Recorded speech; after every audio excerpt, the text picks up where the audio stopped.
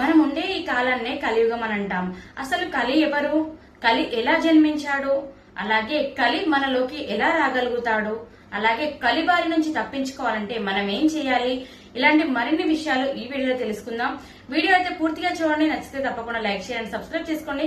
పక్కన bell icon ఉంది కదా, అది క్లిక్ చేస్తే నేను వీడియో అప్లోడ్ చేసిన వెంటనే నోటిఫికేషన్ మీ వరకు ఈజీగా వచ్చేస్తుంది. నా పేరు శ్రావణి, మీరు చూస్తున్నారు అంతా శుభహోం ఛానల్. అసలు ఈ కలియుగం అంటే ఏంటో ఇప్పుడు తెలుసుకుందాం. ఇప్పుడు మనం ఉన్నది కలియుగమే.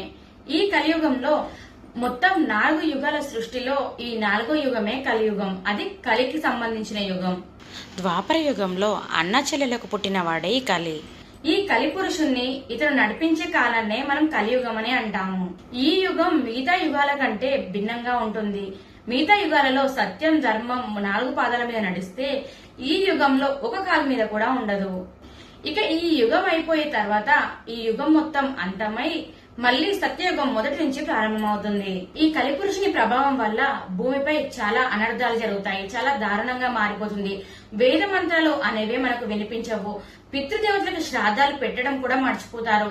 అలాగే పూజించే గోమాతను, భూమాతను, అలాగే మనం పాటించే ధర్మాన్ని కూడా అవమానింపజేస్తారు. ఈ కలియుగంలో ముఖ్యమైన ఏవైనా ఉన్నాయనంటే అబద్ధమాడటం, డబ్బు, బంగారం, వీటిని ముఖ్యంగా భావిస్తూ వీటి వెనకే నడుస్తారు. అలాగే కష్టపడిన వారికి ఫలితం దక్కదు. కష్టపడి ఒకరి నెత్తి మీద అడుగు పెట్టిన వాడికి ఫలితం ఎక్కువగా ఉంటుంది. శాస్త్రీయం పేరుతో దైవభక్తి అనేది ఉండదు. దైవభక్తి మీద వ్యాపారం చేస్తూ ఉంటారు. మనుషులలో నీతి, నిజాయితీ అనేది ఏ కొంత కూడా మనకు కనిపించదు. తల్లిదండ్రులు, అత్తమామలు, అక్క చెల్లెలు అనే బంధుత్వాలు కూడా దూరం అవుతాయి. అలాగే వాటికి విలువను కూడా ఇవ్వరు. అసలు ఈ కలి ఈ యుగంలోకి ఎలా ప్రవేశించాడో తెలుసుకుందాం. ఒకసారి ఒక ఎద్దు ఏడుస్తూ ఉంటుంది. అప్పుడు ద్వాపర యుగం అంతమవుతున్న సమయంలో పరీక్షిత్ మహారాజు ఆ రాజ్యాన్ని పాలించేవాడు. పరీక్షిత్ మహారాజు ఎవరో కాదు, శ్రీకృష్ణుని సొంత మనవడన్నమాట. అతడు ద్వాపర యుగం అంతమవుతున్న సమయంలో అతని పరిపాలన చాలా బాగా ఉండేది. ఆ సమయంలో ఎద్దు ఏడుపుని విన్న ఆ రాజు అక్కడికి వెళ్లి ఏమైంది అని ఎద్దును అడగగా అప్పుడు ఎద్దు ఏడుస్తూ, ఇప్పటికే నా 3 కాళ్ళు విరిగిపోయాయి, ఉన్న ఈ ఒక్క కాలుతోనైనా నడుద్దామంటే అతను ఎవరో వచ్చి నా ఉన్న ఈ ఒక్క కాళ్ళని కూడా విరగొట్టాడు అని చెప్తాడు.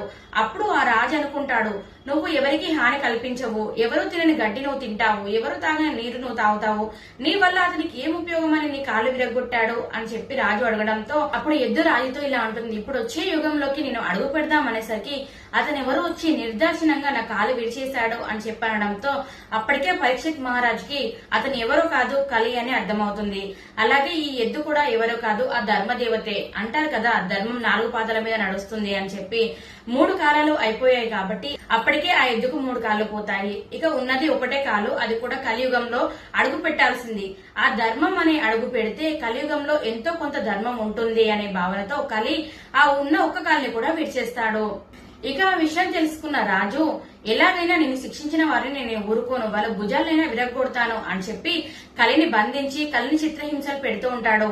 అప్పుడు కలి ఇలా అడుగుతాడు, నేను ఏం తప్పు చేశాను, ఇది నా యుగం, నేను పాలించాల్సిన యుగం, నేను చేసే ధర్మం నేను చేశాను, ఈ యుగాన్ని వదిలి నేను ఎక్కడికి పోలేను, మరి ఎక్కడెక్కడ ఉండాలో నువ్వే చెప్పు రాజా అని చెప్పి రాజును వేడుకుంటాడు కలి. అప్పుడు రాజు కలికి 4 స్థానాలు ఇస్తాడు. అదే మద్యపానం, అలాగే జూదమాడుట, వ్యభిచారం చేయుట, అలాగే జీవహింస.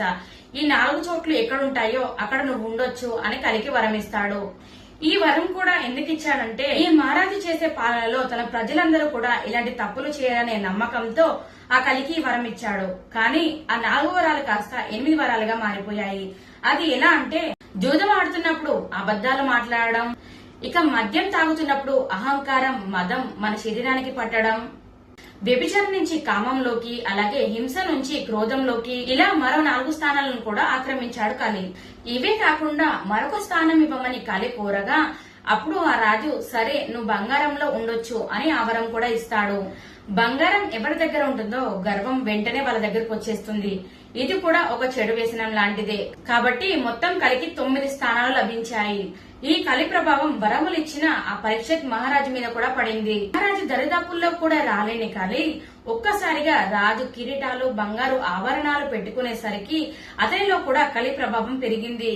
ఎప్పుడైనా కూడా మూగ జీవాలను కాపాడడం కోసం వేటాడే రాజు ఆ రోజు ఎలాగైనా ఒక జీవహింస చేయాలనే కోరికతో వేటకు వెంటనే బయలుదేరతాడు. అలా బయలుదేరిన కొద్దిసేపటికి అతనికి దాహం వేయడంతో మంచినీళ్ళు తాగుదామని చెప్పి అక్కడున్న ఆశ్రమంలోకి వెళ్తాడు. ఆ ఆశ్రమంలో శమిక మహర్షి తపస్సులో నిమగ్నమై ఉంటాడు. రాజు వచ్చింది గమనించుకోకుండా తపస్సు చేస్తూ ఉండడంతో రాజుకు కోపం వచ్చి చనిపోయిన పాపుని అతని మెడలో వేసి ఎగతాళి చేస్తూ ఉంటాడు.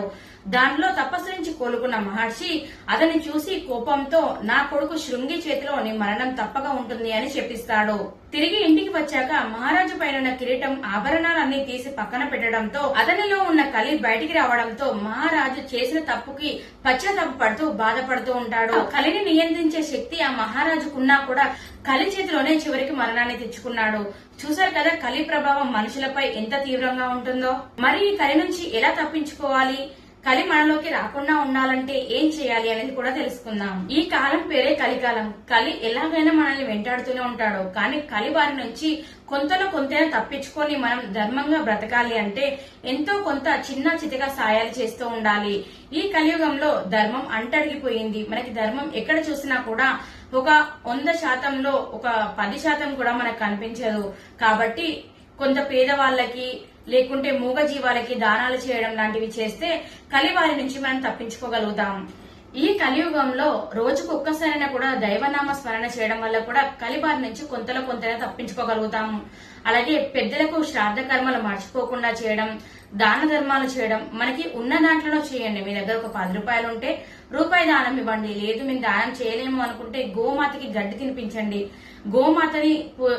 గోమాతని పూజించండి. ఇలా కూడా కలిబారి నుంచి తప్పించుకోవచ్చు. అలాగే వీలైనంత మట్టుకు మీకున్న సమయంలో కొంత సమయం, రోజులో 24 గంటలలో ఒక 10 నిమిషాలు, ఒక 30 నిమిషాలైనా ఆ దైవనామ స్మరణకి కేటాయించండి. అలాగే ఎక్కడైతే భజనలు వినిపిస్తాయో, ఎక్కడైతే ప్రసంగాలు వినిపిస్తాయో అక్కడికి కూడా ఉండి ఆ ప్రసంగాలు భజనలు వినడం ద్వారా కూడా కలిబారి నుంచి మనం తప్పించుకోగలుగుతాము. ఇవ్వండి కలిపురుషుని గురించి నాకు తెలిసిన విషయాలు. మీరు తెలుసుకున్నారనుకుంటున్నాను. మీకు ఎలా అనిపించింది వీడియో అనేది కింద కామెంట్ చేయండి. వీడియో నచ్చితే తప్పకుండా ఒక లైక్ చేయండి, షేర్ చేయండి. ఇలాంటి మంచి మంచి వీడియోస్ ఇంకా మీ ముందు తీసుకొస్తూనే ఉంటాను. తప్పకుండా సబ్స్క్రైబ్ చేసుకోండి. పక్కన బెల్ ఐకాన్ ఉంది కదా, అది క్లిక్ చేస్తే నేను వీడియో అప్లోడ్ చేసిన వెంటనే నోటిఫికేషన్ మీ వరకు ఈజీగా వచ్చేస్తుంది. Thank you for watching.